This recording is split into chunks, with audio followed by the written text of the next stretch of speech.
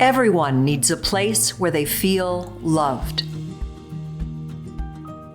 Tucked away in a peaceful part of Dundas, Ontario, is a wide-open space that's going to be transformative for seriously ill children, youth, and their families.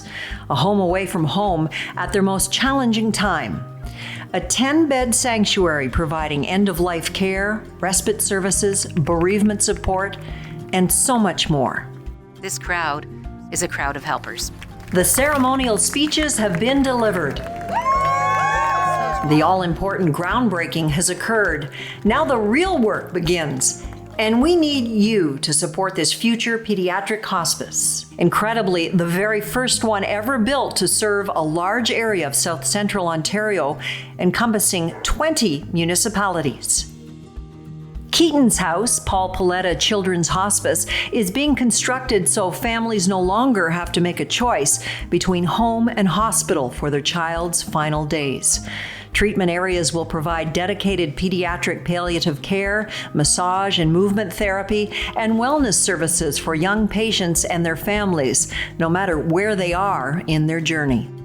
The state-of-the-art hospice will combine the excellence and expertise of two organizations well-versed in compassion and care, the world-class McMaster Children's Hospital and Kemp Care Network, which runs the adult Dr. Bob Kemp Hospice.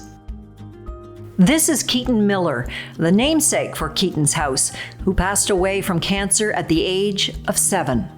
His mom, Danielle Zuquette, a fierce advocate for hospice care, has devoted her life's work to making this hospice dream a reality. Keaton's death made me want to make life better, fair, more comfortable, dignified, and joyful for seriously ill children. A lot of work lies ahead. How can you help build the final piece? While the Ontario government and donors like Paletta have generously made hospice construction possible, 50% of the funds are still needed. Please join us for Jonny's second Gold Ribbon Gala this November at the Hamilton Convention Centre, a meaningful night for celebrating the hospice and ensuring its future, all hosted by the Jonathan Brown Foundation. Who was Jonathan Brown, or Jonny as he was known by? He was a 17-year-old from Carlisle when he was diagnosed with Ewing's sarcoma cancer. He was a vibrant, active teenager, an honors student, a talented hockey player, a brother, a son. Sadly, he succumbed to the disease at the age of 19. His mom, Claudia, and dad, Alan, are keeping his legacy alive. Their goal is to help those navigating a life-limiting illness by helping build this exceptional place, one they feel Jonny would have been delighted to know will make a difference. When he was on a hockey team or in any environment, there was no conflict in Jonny's life. He approached everything in a peaceful manner and a calm manner and a diplomatic manner. We used to think that he would make either a great psychiatrist or a great lawyer, not because he was a debater, but because he was a good negotiator and he knew how to resolve without any sort of turmoil. So for me, honestly, that describes him for me. Yeah, he was very kind and gentle.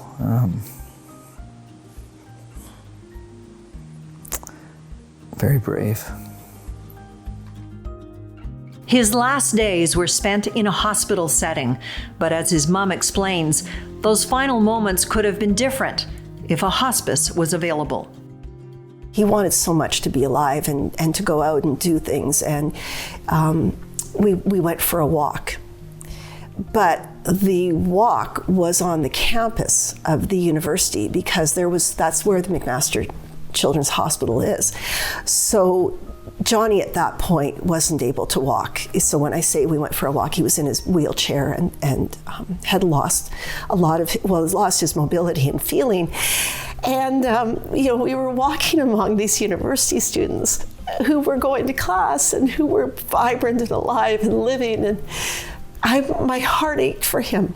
And today when we stood at that hospice site and saw this peaceful environment, with the rail trail nearby and somewhere I could have taken him for a lovely walk. And he could have enjoyed listening to the birds and just enjoyed the moment without having to see what he was missing out on. Claudia and Alan and the Jonathan Brown Foundation are specifically involved in establishing a teen room at the hospice, designed to meet that older age group's unique social and emotional needs by incorporating comfortable, age-appropriate amenities for enjoying music, gaming, and privacy. Jonny is just one of the many stories of love and loss that's inspired this hospice. He is part of a circle of other youngsters and teens gone too soon after facing valiant and lengthy battles. Their light and spirit guides this hospice, as do the physicians, nurses, therapists, and social workers at McMaster Children's Hospital.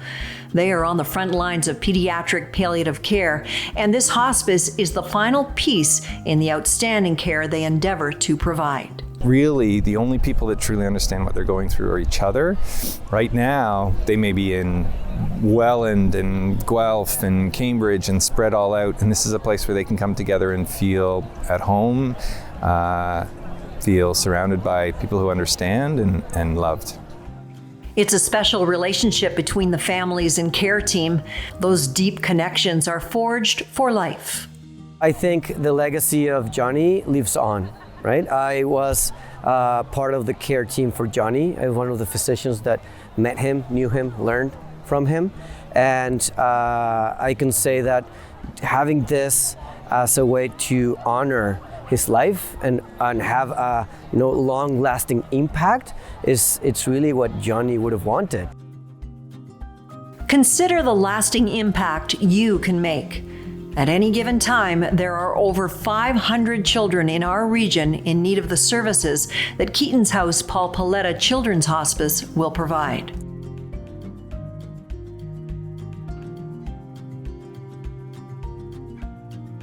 Won't you join us at Jonny's Gold Ribbon Gala, Saturday, November 9th? Your table is waiting. Thank you for your generosity.